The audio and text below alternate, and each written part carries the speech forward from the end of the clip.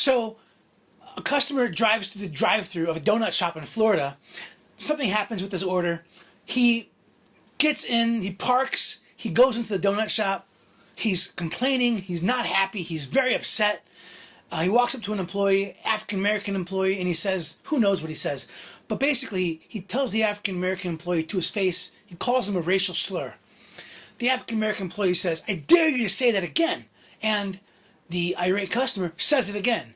The African-American employee punches the irate customer one time. Unfortunately, the customer falls over, hits his head on the concrete, subsequently dies. In Florida, this Dunkin' Donuts employee is now charged with manslaughter. Now, what would happen if that occurred here in Indiana? Well, the easy answer is, it's a murder. Indiana defines murder as the knowing or intentional killing of another human being. But I would say that a single punch, typically you don't mean to kill someone with a single punch. The employee likely was trying to say, hey, stop calling me names. And I think murder would be very hard. Now, murder is 65 years max penalty. Underneath murder, there's a voluntary manslaughter. If someone's really fearful or something like that. But Indiana is very clear. Words alone are not enough for sudden heat to turn a murder into a voluntary manslaughter. Why would you want to turn a murder into a voluntary manslaughter? Well, it's pretty simple. Instead of 65-year max sentence, it's a 30-year max sentence. So it's a pretty big deal in some cases. Not always, though.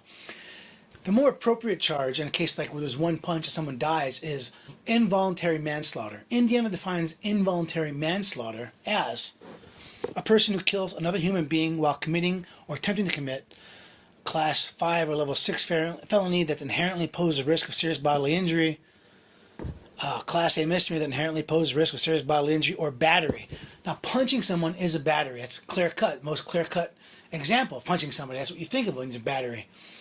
And so while involuntary manslaughter is the most appropriate charge, what we have seen when we've represented people that are seriously hurt or die after a single punch is aggravated battery. Now, aggravated battery is defined in Indiana as a person who knowingly or intentionally inflicts injury on a person that creates a substantial risk of death or causes serious permanent disfigurement, protracted loss or impairment of function of bodily member or organ, or the loss of a fetus, commits aggravated battery, a Level 3 felony. Well, Marc, it doesn't say anything about death in there. Well, if someone dies, that's a pretty good indicator that there's a substantial risk of death. Aggravated battery is a maximum sentence of 16 years. And so what you typically will see is prosecutors trying to threaten aggravated battery if you don't do the Level 5. So they want to go to trial on the more serious charge.